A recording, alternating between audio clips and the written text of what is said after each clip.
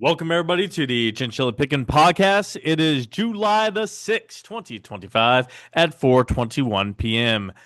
As always, we hope to be entertaining, educational, and uplifting because we want everyone to make money. My name is David Underwood, and I'm joined by the one and only the Rambo of capitalism himself, Brandon Beaver.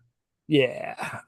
Man, I can't believe it's July already. This year's it's so fast. Everything goes by so fast, Dave. Yes, Can't as we get stop it. older, it just flies by, Man, flies by. make it So, stop just for a little bit. yeah, have fun with that. Try to make it stop. Enjoy the moment while you can. Yeah, just don't let it stop while I'm at work. I want it to stop another time for a little bit. A weekend preferably would be nice. Yeah. Well, right. Yeah. It always seems to go slowest at work, and then when you are doing things you love, it just flies by. Yeah, So that's is true. the way it is, man. How was your fourth? How was your America Day? Yeah, it was all right. How about yours? I did nothing. I Okay. stayed Yeah, see, home, just either did kind of I. chilled. We didn't either. We got too much stuff going on at the house that's making us exhausted, too many projects. It was just time to chill for a couple of days. See, you say that, and then you tell me that you're thinking about having kids, and I'm like, you're I'm not saying, exhausted. no, no, no, no, no, no, no, no, I'm not. That you got me mixed up with somebody else. Gotcha. Uh, Gotcha. Because I I would was rather just like, invest my wait till you money. have kids. And No, no, no. See, here's my problem. My problem is that we bought this house 7 years ago, and I was like, yeah. all right, let's buy an old fixer upper because it'll be cheaper. And it's not the case. It's just Well, not you, the you case, haven't you of haven't course. fixed her up or yet. You haven't fixed it up. Well, we have a little bit. The problem is things just keep falling apart. It's never ending. Uh there is an ending. You just got to put in the time, the effort, the money, and Death? Is it when I die? That's the ending? uh I mean, there's always when you own the property in the house, there's always going to be something that needs work on. Yeah. Accepting that fact, understanding, but yeah, getting it everything up to date can be done. Yes. Yeah. And then it's just maintenance after that. Which is constant. Because then if Yeah, I you mean, don't maintenance is maintain it, if, constant. if you let up on it, then it gets worse and worse and worse. Well, I mean, it's just like having the car. You're gonna have to do oil changes. You're gonna have to change your brakes. You're gonna have to change your tires. There's That's part of owning a car. It's the same thing with a house. What's cheaper with a car to allow other people to do those things, usually, With a than it house, is you're to, eventually gonna have to change out the roof. The roofs don't last forever. You're gonna have to change out your AC unit, your heating unit. They don't last forever. Your water, it doesn't last forever. It's just part of owning a house, man. yep. You're gonna have to get your air ducts cleaned. That's why those services exist. There's HVAC techs. There's a huge need for those. Roofers, there's Rethinking this always a whole need home for thing. roofers. I'm Huh? rethinking this whole owning a home thing. There's maybe I'll go back to an apartment or something. Another reason to not have kids. Just saying. I Another. don't know. See, the thing is that like I'm just oh my God, it's just so frustrating. Okay, we're on a stock and podcast, finance podcast. So maybe Yes, right. we can pass this. Let's get past What this, shall a we? Finances. slow news week, man. Like we just everybody panics because the ADP number comes out and it's like, all right, slowing, showing the loss of 33,000, which looked pretty bad initially. It was, hey, we lost 33,000. They were expected to gain what, like 200,000, something like that. And then everybody reacted to it, which you shouldn't have done. And, it was, I saw it on my notifications and I was like, okay, well, that's something to keep in mind. Didn't sell because of it. A lot of people sold because of it, but there was no reason to. Then the BLS number comes out and it's like, all right, we added 147,000 jobs and everything. Well, that was the ADP estimate number that was negative 3,000. That wasn't the actual government Yeah, number. that's what I'm saying. The ADP number was negative 33,000, which is private. It's all private industry. Some 400,000 businesses that ADP has as clients, that's who they use, where the Yeah. BLS number is a lot more inclusive and also includes government payrolls, which unfortunately was a large driver of growth this month. But, again, not as bad as we thought it was going to be or thought it was. Not even near as bad. And then also you had the that one bill that passed and got signed in to law. The big, beautiful one. Yes, the big beautiful bill. Oh, So I mean, there's some implications there. We'll see the stock market move on Monday based off of what how they digest the numbers from that and how they think it's going to affect the economy. You had some tariff negotiations. I believe that Japan they spent hours over the weekend negotiating, and that they might have a deal finally set. Vietnam got better set guidelines, and that deal might be done. Thailand is giving up more in order to strike a deal. So I mean, deals are being made. I think there was quite a bit of news. I just don't have the hey, details. I saw the articles and the headlines, and I read the articles. I had know them off the top of my head. speaking of the big, beautiful bill, I thought overtime taxes and tip taxes were going away. What happened to that? Did we just forget about it? I believe it was overtime up to a certain amount, like 20,000 a year. You don't have to pay taxes on overtime. After this bill. This bill once it Okay. goes through, yeah, All right. it's yeah, and then tips, same thing. It's up to I think the first $15,000 in tips. A You good don't have to portion pay taxes on. a good portion of my income is overtime. So I was looking forward to that. And I tried to research it. I didn't get any straight answers because it's political. So of course, you're going to get one way or the other. You're going to get people who are like, super all for it, and then people who are all against it, and then never a middle ground. And then you and I, who are just like, hey, just tell me the straight facts. I only Yeah. want facts and data, and I make movements based off the data because Yeah. data is impartial. Tell me. Ones and zeros are impartial. They're not political. They're not, that's what I want. I want data and let me make my Yeah. decision based off Yeah. data. Give me the data and tell me how to make money off of it, or help me decide how to make money off of it, and then I'm good. That's my money. Right. That's what I'm That's looking at. my. So I mean, there's gonna be a lot of that. There's gonna be a lot of people digesting those tariff deals and those the beautiful bill deal, and we'll see how that turns out on Monday. I know there's a lot of movement in the crypto behind Bitcoin. They're expecting that to really double by the end of the year, which I've heard those calls before. I don't think it's gonna double by the end of the year. I think you're gonna have a nice big jump up and a new bottom put in, but I don't believe we're gonna see 200,000 by the end of the year. That's ridiculous. There's a And a lot lot, of there's a lot of frothiness in the crypto stocks right now. I disagree. Circle, Not a lot of dude, fraud. look at Circle. There's a lot of frothiness. There's a lot of Oh, room crypto probably stocks. for those. Sorry, I thought you were saying cryptocurrencies. No, Crypto no, the stocks, yes, stocks, yes. and they're Stocks, probably going to yes, go higher before they come back down because it's just a lot of momentum, a yes. lot of buying. I showed you the PE ratio of Circle Internet Group in our chat group. It was 1,200% at one point.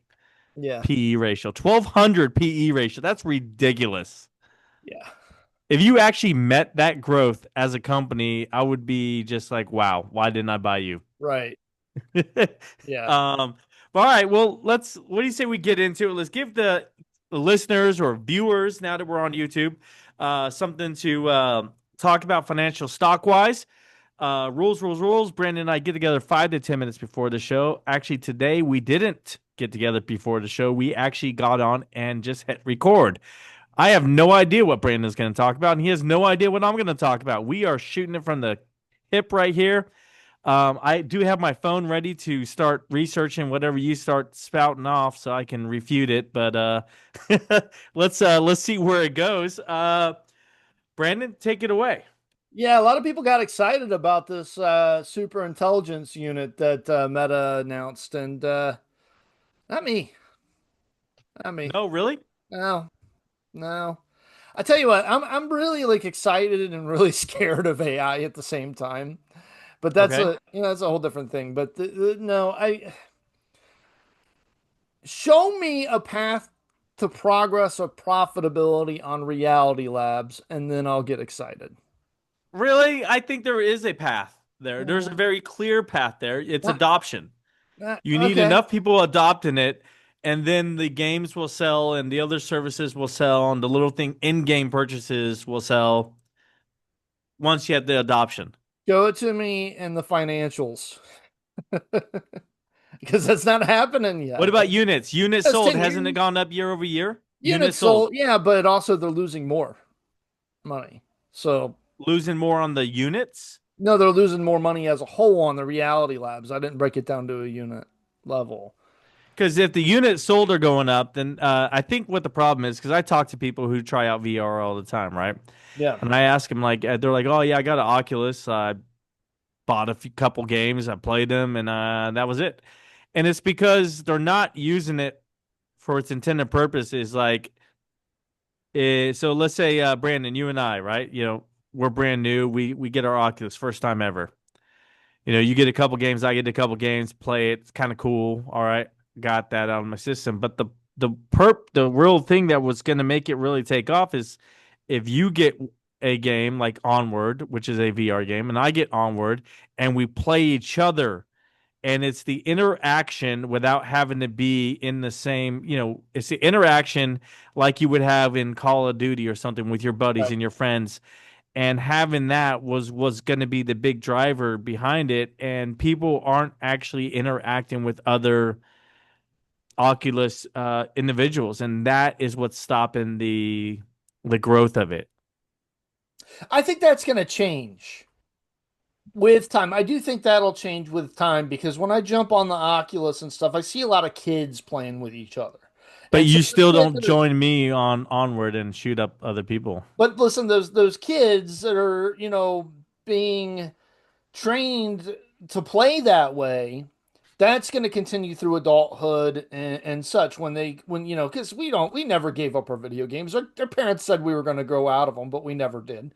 So when Some of those us kids are did. playing 10, 20 years from now, no, you still have games. Your thing. You got an Oculus before I did for this stuff. I played Star Yeah. Trek at your house. Not Star Trek, other stuff. Yes. Star Wars, whatever, same thing.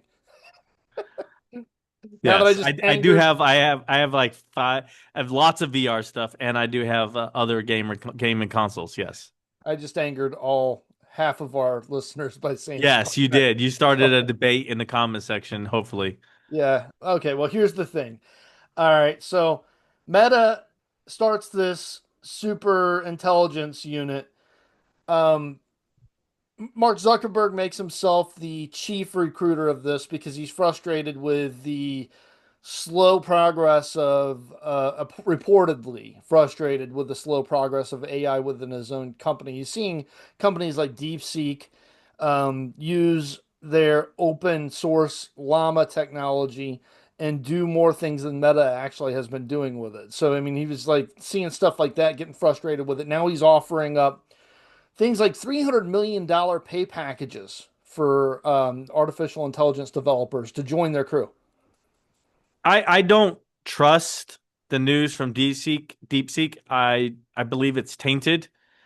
This is my own personal opinion. I do not have solid evidence to back me up on that statement. That's what my gut is telling me is that it's not 100% accurate or true what is coming out of DeepSeek. Okay. Yeah, I don't think so either, but I'm just saying like what he's watching other companies do with a meta open source. He's thinking so far they're doing better things than they are actually with it, and he's just It's fake. reports. This is not It's 100%. fake. It's So, fake. DeepSeek is all built off of what OpenAI, all these other AI programs have already done, and then they're spouting that look what we're doing, but you've built it all the backs of everybody else who built up all this other things. It's I'm gonna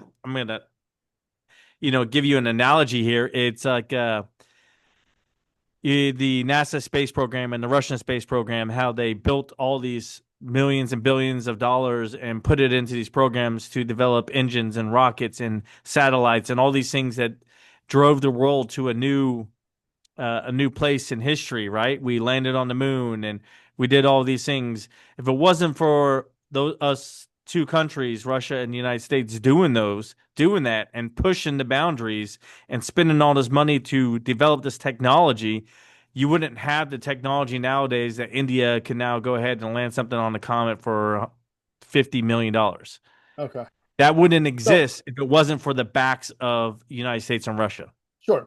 So Meta has earmarked an additional 60 billion, between 60 billion and 72 billion dollars for AI infrastructure. So And more they're going to spending. spend every last dime of it. Yeah, they will, absolutely. Meanwhile, there's no timeline, no official timeline whatsoever for Reality Labs to become profitable. That's why I'm kind of like in a wait and see mode. I'm not selling this stock by any means. I'm not selling it, but I'm just not AI that will be, excited about it. AI will become profitable for Facebook long before Reality Labs does. But the thing with Reality Labs is this is something that Mark Zuckerberg loves and wants to continue to do. And since he's the founder and owns the biggest chunk of the company, and he's not going to be looking to retire anytime soon, it's not going to go away. Reality Labs is the consumer facing portion of the artificial intelligence game for Meta. That's the Ray-Ban glasses, the Quest, and all that stuff. So I want to see it profitable. You know It what's doesn't have fun? to be tomorrow. Yeah. I want a timeline. I want to see, revenue growth while maybe expenditures start to decline over the long haul. I mean, this has been what I don't know, 3, 4 years since it's been announced. He gave a 10-year time frame on Reality Labs at the beginning, and now we don't seem to have a time frame anymore on profitability.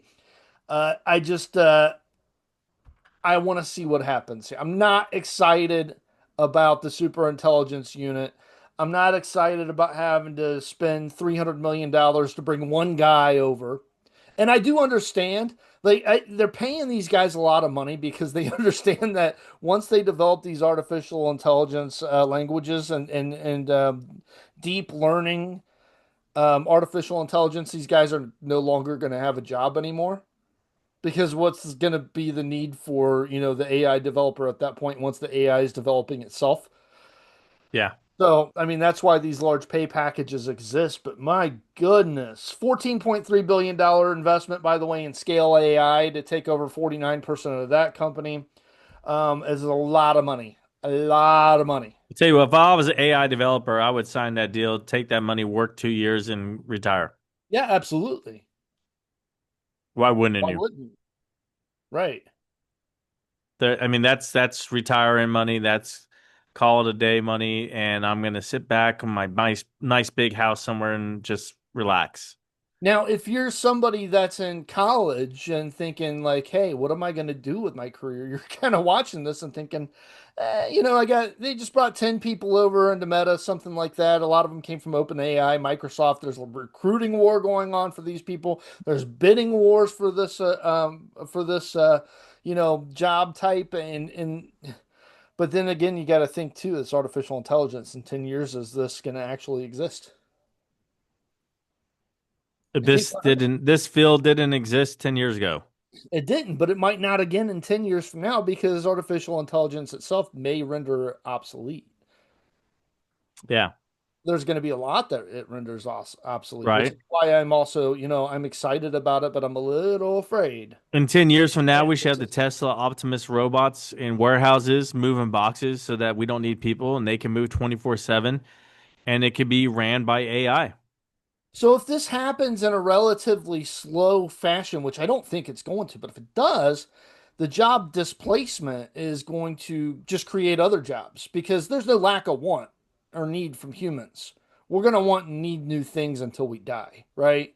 So we're always going to find new industrious ways to create jobs and to service the needs of other people as long as those needs still exist. There's a lot of needs that we don't even know that we have that we'll find out in 10 years from now that we have, but is artificial intelligence. I mean, the exponential rate at which it's growing, even to now, is insane. And does it grow faster than what we can do as a species to create jobs? I I got a don't. question for I got a It's question for you, crazy. Brandon. What? How many companies of the Magnificent Seven existed 30 plus years ago? 30 years ago, I would say, let's see, Amazon started in the late 90s, not them. Microsoft existed. Nvidia's been around for a much longer time than I don't know. I don't know if that was in the 90s though. I don't know. I really Two, don't know. Off the top of my two, head, I don't know. two of the biggest seven companies in the world existed 30 plus years ago. That was Microsoft and Apple. Yeah, Microsoft and Apple. that's crazy. Yeah, that is wild. And then So back then, 30 years the ago other was IBM. five are 30 years or younger. Yeah. Of the But top seven biggest companies. yeah, and it was IBM in the 90s and General Electric and IBM's the industrials. it's a shell of itself. Yeah. General Electric split up three different smaller companies, never going to be as big as it was. We also have right now investment from these big companies that like Apple and Nvidia and Meta at a scale that we've never seen before. So that just to me that makes me wonder, that moat that they're able to build around themselves, is it wide enough to last another 30 years? It might be. These might be Maybe. companies that are, around for our grandkids. Ford's still around, GM's still around. Yeah, Ford's having its own problems right now. But I'm just saying, there's companies that strike out. They really go out into a field. They change the whole atmosphere of that field, which Henry Ford did, and they're still around. Yeah. And then So I there's mean, companies there's like Sears that 100 years ago was doing what Amazon did, and now it's no longer existing. right. Yeah. UPS, FedEx still around. Founder just Um, died of FedEx. huh? The founder of FedEx just passed away, Yes. 80 years old. I heard a crazy story, and I don't know if it's true or not, that his company was close to bankruptcy, and he stopped in Vegas and gambled the rest of the company's money and earned enough to keep the company afloat one more week, and then got investors to back the company. Interesting. I don't know if it's true, but that's a funny story if it is. I want it to be true.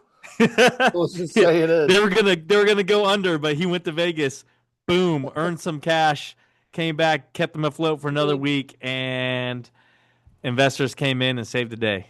Yeah, but you don't know what's going to happen. You don't know who's going to be the next. Look at Pepsi, for example, because I'm about to get into them. I know you didn't know that because we didn't go over it. Right? But Wow. Okay, Pepsi's Pepsi. completely forgotten who they are. Yeah. 100% and I wanted to bring this up because I made the mistake 2 years ago on this podcast of calling this a buy. And I don't own it right now. And I've made a I lot said of. it was a sell because of the GLP-1 was part of the reason. You Remember? said that. You I said did. that. I Yeah, thought I it was did. a buy. But here's the thing. Did it go up or did it go down since No, we it's been made down. those? It's been down a lot. And So I then was right. but kind of. And they think you're right. Pepsi blames it on the GLP-1 and the I anti-sugar don't think that's phenomenon. all of it. I think there was other underlying conditions, but yeah. Can't be because look at how Coke is doing. It's it's Coca-Cola, different it's horizon. it's the same thing as with Nike. So we've talked about Nike on this show, right? Yeah. And the thing that has hurt Nike are these boutique shoe companies that have come out, such as Hoka, such as OnCloud. These other companies where people are going to get their shoes that fit whatever lifestyle they want. It's the same thing. I go down the chip aisle now. You see all the Frito-Lay chips, but then I also see these other companies that are coming up that are not Frito-Lay, that are people are like, ooh, this looks better. This looks unique. This is not something I'm familiar with. Let me try this out. Whew. Yeah, I mean that's right. But I mean, look, GLP-1s are supposed to, and correct me if I'm wrong, because I know Pepsi's got a huge snack business with Frito-Lay. Yep. But GLP-1s are supposed to suppress your appetite for carbonated beverages too, right? Like sodas and sugar. No. I thought they were. No. Okay. So the way that a lot of these GLP-1 drugs work is it has to do with a lot of it can affect your sugar levels and it can affect your insulin levels, right? And Mhm. it's part of it because that's why it was a diabetes drug. It was made for diabetes. They just changed a little bit of it to suit weight loss because they started seeing that, hey, everybody they gave this drug to for diabetes lost a ton of weight. So they were like, hey, this can be used for weight loss. Let's just make a small changes, bing, bang, boom. weight loss drug. Um, so a lot of people, what they say when they take GLP-1s is that they actually crave sugar and they need that sugar because their sugar level drops Right. because it's not in their bloodstream anymore, which is what some diabetic people need. But if you're normal, if you don't need that, if you're not diabetic, then you need to replace that sugar with sugar. So some people actually eat candy on GLP-1s or sugary substances to get that sugar in their bloodstream. Okay. It all And depends on how it affects your body and so, where you at, where's your starting point at, your sugar levels, your insulin levels, starting point, and then where are you going with it and how it affects you. So it's a case by case. So does it always do that? No. okay. Does it always like make you not crave sugar? No. It makes you not crave fatty substances. It's You not. don't crave fast food. It can't be the full explanation of Pepsi sales volume dropping 32% since 2010. Yeah, It's it's not that, not. right? It's not that. I think Pepsi and Coke have way too many brands. I think that's why Dr. Pepper 7 Up Oh, really Dr. is doing. Pepper, but Dr. Pepper's got Keurig and Green Mountain. Yeah, that's their So, own company, and they're more centered around just a few names, and I think that's why Dr. Pepper's done very well, and the Green Mountain and Keurig have done very well. yeah, Coke though has like zero snacks. I mean, like it's not even in their reports. They If don't they need have it. any, I don't know any. They So I don't mean, need it. Coke gets you when you open a restaurant. They're one of the first people on your door saying, "Hell, hey, sell Coke, and we'll give you a free fridge." yeah. Well, I mean, they should be. Asa Candler, the who I mean, I know John Pemberton invented Coke, but Asa Candler was the one who got it off the ground. And one of the ways that he got it off the ground was that the people that sold Coke, he would go back with checks to them and say, "Here's your bonus for selling so much Coke." And they would get, refunds back to them from Asa Candler, and that was their revenue sharing was their reason for, all right, we want to sell this brand more than we're going to sell everything else. Pretty Yep. brilliant. Pretty brilliant. Yeah. But 32% since 2010's the sales volume decline. Um, the former CEO of Pepsi, she had a performance with purpose initiative that worked up until about just a couple of years ago. They purchased Frito-Lay, right? And Okay. Frito-Lay became a significant driver of growth for them. Very high margin snack business. It was working out very well. Here's the problem. Snacks are cyclical.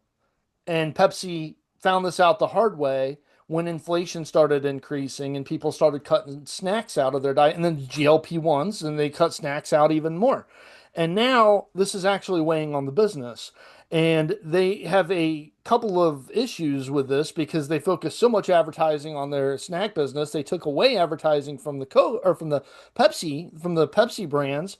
Pepsi has slipped. Pepsi's now the third most popular brand in the United States behind Dr. Pepper and Coca-Cola. That is one. They used to be even, with Coke, and now they're number three. They forgot who they were. When they acquired Frito-Lay, in my opinion, they forgot who they were. And they tried to become like this 1960s, 1970s style conglomerate that owned the grocery store. And that's been something that like we've learned, okay, that wasn't a good idea, right?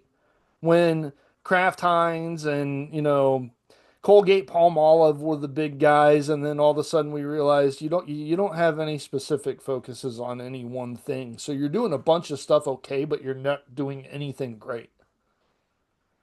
And that's kind of where Pepsi's landed itself. Now, the current CEO, who's been in place since 2018, says their biggest headwind is the anti-sugar tsunami. If that's the case, then why is Coca-Cola kicking your butt? Coke Zero. Coke Zero? Well, there's also Coke Pepsi Zero. Zero Sugar. That's a high driver Nobody, of growth for nobody, them too. nobody cares about it because the taste difference between Coke and Pepsi. Pepsi is more of a sugary substance. It typically people who prefer Pepsi over Coke like that sugary taste, a sweet taste, and Coke is more of a bitter taste. And that's typically how people have separated that over time, and that's why some people prefer Coke over Pepsi. So Coke Zero does so well amongst people who are not looking for that sugary Taste. Yeah, and Sweet marketing. taste. Sweet is They've what I'll just say. pulled Sweet. back so much marketing from the Pepsi brand itself that people aren't paying any attention to it anymore. And you've Yeah. developed a brand where 60% of your business is coming from convenience stores in a time where nobody's buying anything from convenience stores anymore. Yeah. And with more the rise of electric vehicles, who's going to stop at the convenience store? Yeah, if you would have kept your Pepsi brand in focus, that could have been the stabilizer with all these other businesses that you got involved with that are so volatile. And there is high growth there, don't get me wrong, potentially high growth at least, but it's very volatile. And now your company's suffering from the volatility because you've taken the focus off away from your strategic core, which should be Pepsi, because that's your name. So, do you think it's going to continue to fall or move up, or is this a buying No, opportunity here? listen. Like, yeah, I don't, maybe it stays sideways. It's sold off so much that it could be a buyer right now, but I'm not touching it because they're not changing. Their answer to this was to spend, I think it was a couple I'm billion looking it up right dollars. now while you're talking. Yeah, they spent a couple billion on Poppy, which is a very popular, supposedly healthy soda drink. So Yeah, they're so they own Poppy, so they're the owners of that. They Okay. own Poppy now, which is, I mean, fine. It's, a good growth there, but their answer is to buy more stuff. And as a shareholder, I'm like, all right, let's go for some, a little bit of homegrown growth here that costs a little bit less as shareholder equity to move in the right direction, and then we can make some acquisitions, but get your core business back in line first. Yeah, Deutsche Bank just lowered their price target for Pepsi. Well, Pepsi just lowered their full year guidance to flat. They were saying mid single digits revenue growth, and now they're saying that's not going to happen. It's going to be flat year over year. And they So got a that's probably why they lowered the price target. yeah, 4.2% dividend. Payout ratio is only 80%. That's a low payout ratio for a company like Pepsi that you would expect, hey, if you're going to have a dividend, it should be paid out quarterly 100% of the time. And that's what you know what? I honestly believe that it would benefit them to spin off the Frito-Lay business. You could have your Pepsi dividend stock, you can have your Frito-Lay growth, and then everybody can go their happy separate ways. 10 years ago, they were talking about doing this. Nelson Peltz from Trian got involved and tried to force a spinoff. And then he wound up getting one of his board members elected. And then the stock shot up. And then he made off with all of his profits and left Pepsi. Which, by the way, that's another one of the reasons why I never, as a shareholder, get too excited about Nelson Peltz getting involved because he's just about those short-term gains and he leaves. It's not, you know, He's there's all about making his money. I get it. he is, and I Fair get it, enough. Fair enough. but the way he presents himself as some sort of moral representative of the shareholders and caring about everybody's value is just false. Gotcha. All right, so Pepsi's a bomb because they've lost themselves. They need to get back to the roots. You're not buying, you're selling. Bear country it is. Yeah, 2004 Pepsi had a 31.7% market share of soda in the United States. They've now got an 8.3%. Wow. So you see right there exactly what's happening with Pepsi. Your core product has declined because you stopped paying attention to it. You forgot who you were, and your answer to that is to go out and buy other brands. Still, There you go. that's my frustration. That's your one frustration from Brandon Beaver this week. No, there'll be more next week. All right. What else you got, Brandon? That's everything I got on my end here. All right, cool. Let's get into a couple other things. And now that we've covered that, I want to talk about some things that are some just three quick headlines that came across. I love my headline section. I love doing this because it's fun for me, and I feel like it's fun for Brandon. But lately you haven't been saying much to the headlines, so let's see if I can get something more out of you. Here we go. Headline reads: Foxconn reports record Q2 revenue but cautions about geopolitical and exchange rate risk. So Taiwan's Foxconn, the world's largest contract electronics maker, reported record second quarter revenue on strong demand for its AI products. Uh, they jumped 15.82% year over year on their top line numbers, over 1 trillion, 1.7 trillion. They're saying that the robust AI demand is going to lead to strong growth. Customers include NVIDIA, and that's why they're really pushing on this. iPhones, this is where Apple gets most of their iPhones from. June revenue alone rose 10% year over year at 540 billion Taiwan dollars for June. It anticipates growth in this quarter from the previous 3 months, same period, but cautioned there's potential risks to growth. I don't like this because I read the whole thing. Everything looks great. The orders look great. They're raising revenue, but they keep saying caution. There's potential growth, potential risk. I'm like, do you really see any risks? Do you really see any problems, or are you just saying that just in case something happens? Shut up about the exchange rates too. Like seriously, you're an international business. It's part of doing business. It's a obstacle that you have to overcome as a basic business, that does business over international borders. Everybody has to deal with it. Stop talking about it. I understand where, if you're going to report earnings.